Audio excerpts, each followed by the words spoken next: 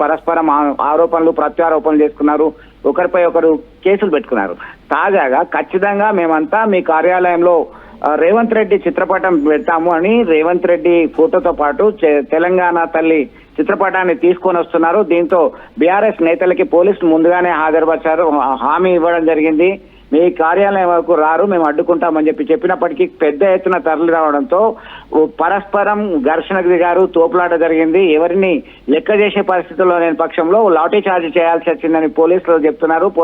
CI కృష్ణకి చేతికి సైతం గాయాలైనాయి, తీవ్ర గాయాలయ్యాయి. దీంతో టీఆర్ఎస్ నేతలు మండిపడుతున్నారు, మీరు కాంగ్రెస్ పార్టీ కార్యకర్తల్లా వ్యవహరిస్తున్నారు, ఖచ్చితంగా దీనికి మూల్యం చెల్లించుకోక తప్పదని హెచ్చరికలు జారీ చేస్తున్నటువంటి పరిస్థితి. మొత్తం మీద పదుల సంఖ్యలో ఇరు పరస్పర పార్టీలు వ్యతిరేక నినాదాలు చేస్తూ వచ్చినటువంటి కార్యక్రమంలో అక్కడ టెన్సివ్ సిచ్యుయేషన్ అయితే నెలకొంది. దాదాపు 30 మందిని పోలీసులు అదుపులోకి తీసుకున్నారు. అదుపులోకి తీసుకొని స్టేషన్ కు తరలించడం జరిగింది. రోహిత్, మొత్తం మీద ఇది ఇప్పుడు కాదు, అధికార పార్టీ కనుసన్నల్లోనే యంత్రాంగం కొనసాగుతుంది, యంత్రాంగం నడుస్తుంది.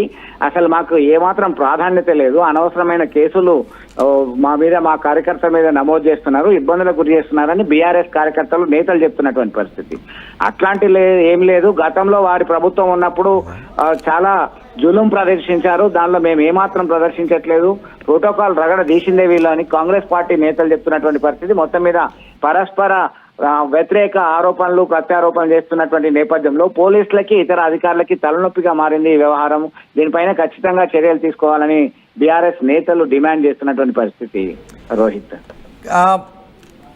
కానీ ఇప్పుడు అరెస్టులు జరిగిన తర్వాత ఏంటి ఇరు వర్గాల నేతలు ఏమంటారు? ఒకవేళ అక్కడ ప్రోటోకాల్ ప్రకారం ముఖ్యమంత్రి ఫోటోను పెట్టాల్సి ఉంటే ఆ ప్రోటోకాల్ ఉల్లంఘన గురించి బీఆర్ఎస్ నేతలు ఏమంటారు? ఒకవేళ దాన్ని ఇలా ఉద్రిక్త వాతావరణాన్ని సృష్టించే విధంగా ఫోటోలు తీసుకుని అక్కడికి వచ్చి ఇలా లాఠీ చార్జ్ కారణమైనందుకు కాంగ్రెస్ నేతలు ఏమంటారు? ఖచ్చితంగా కాంగ్రెస్ పార్టీ నేతలు చెప్తున్నది ఒకటే, ప్రోటోకాల్ ఉల్లంఘనకు సంబంధించి ప్రోటోకాల్ విషయం తీసింది బీఆర్ఎస్ నేతలు, బీఆర్ఎస్ కార్యకర్తలు.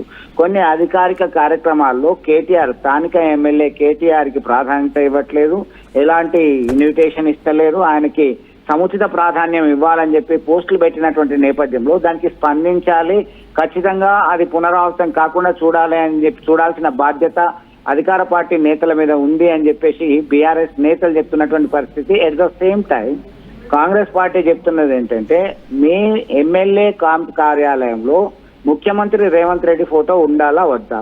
ఖచ్చితంగా ఉండాల్సిందే. దానికి బదులుగా కేసీఆర్ చిత్రపటం ఉంది, ఖచ్చితంగా తెలంగాణ తల్లికి సంబంధించినటువంటి చిత్రపటం, అలాగే రేవంత్ రెడ్డి చిత్రపటాన్ని మేము పెడతామని చెప్పేసి ముందుగానే చెప్పామని చెప్పి వాళ్ళు చెప్తున్నారు. అయితే అక్కడి వరకు విషయం రానియము, మేము మధ్యలోనే కంట్రోల్ చేస్తాం, ఇది శాంతి భద్రతల సమస్యకి ప్రాధాన్యత వచ్చేటువంటి ప్రాబ్లం ఉంది, సమస్యగా మారేటువంటి పరిస్థితి ఉంది అని చెప్పి పోలీసులు సర్ది చెప్పే ప్రయత్నం చేశారు. పోలీసు బలగాల యొక్క శక్తి అక్కడ సరిపోలేదు. ఒక్కసారిగా ఇరు వర్గాలకు చెందినటువంటి కార్యకర్తలు పెద్ద ఎత్తున హాజరు కావడంతో ఈ గందరగోళ పరిస్థితికి దారితీసింది, ఉద్రిక్త పరిస్థితికి దారితీసింది.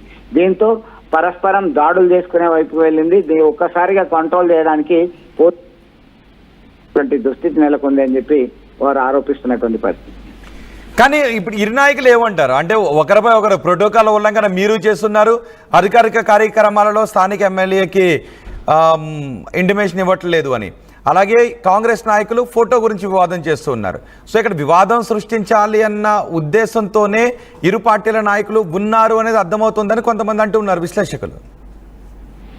ఖచ్చితంగా మీరు అన్నట్టుగా ఇది యాక్చువల్ గా చిన్న విషయము. దీన్ని పరిస్థితి ప్రకారము, ప్రోటోకాల్ ప్రకారము ఇరు వర్గాలకు సంబంధించిన వాళ్ళు ఉల్లంఘిస్తున్నారు. ఒకరిపై ఒకరికి గౌరవం ఏమాత్రం లేదు.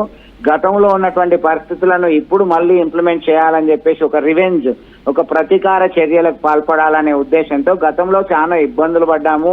మంత్రి హోదాలో కేటీఆర్ వస్తుండంటేనే ప్రతిపక్ష పార్టీలకు సంబంధించినటువంటి విద్యార్థి నాయకులను, ఇతరులను అందరినీ ముందస్తుగా అరెస్ట్ చేసినటువంటి దుస్థితి, చాలా ఇబ్బంది పడ్డాము, అవమానాలు ఎదుర్కొన్నాము.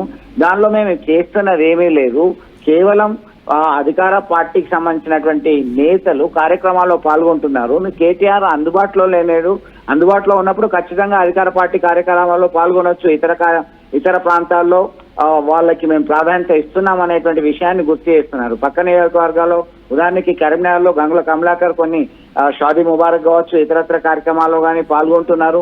అధికార పార్టీకి సంబంధించినటువంటి ఏదైనా ఉంటే వారికి ప్రాధాన్యత ఉంటుందని చెప్పి విషయాన్ని గుర్తు చేస్తున్నటువంటి పరిస్థితి.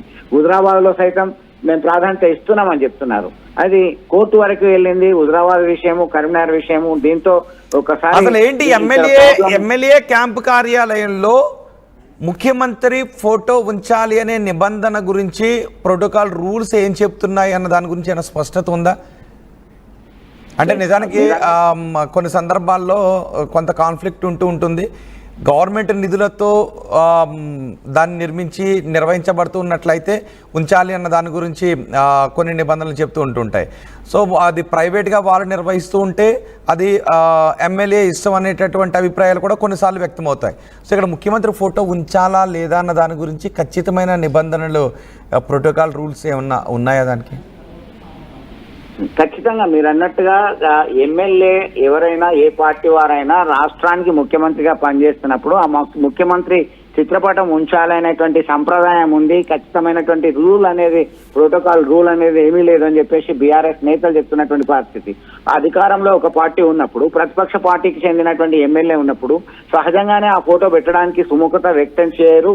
అట్ ద సేమ్ టైం ఆ ప్రతిపక్ష పార్టీ ఎమ్మెల్యే ఉన్నప్పుడు నిధుల మంజూరీ విషయంలో కావచ్చు, అభివృద్ధి సంక్షేమ నిధులను ఇవ్వడం కావచ్చు, దీనిలో చిన్న చూపు, సవతి తల్లి ప్రేమ అనేది సహజంగానే కొనసాగుతుంది. దానిలో భాగంగానే గతంలో మీరు చేశారు, ప్రస్తుతం మేం చేస్తున్నాం అనేటువంటి కోణంలో కొట్టివేస్తున్నటువంటి పరిస్థితి.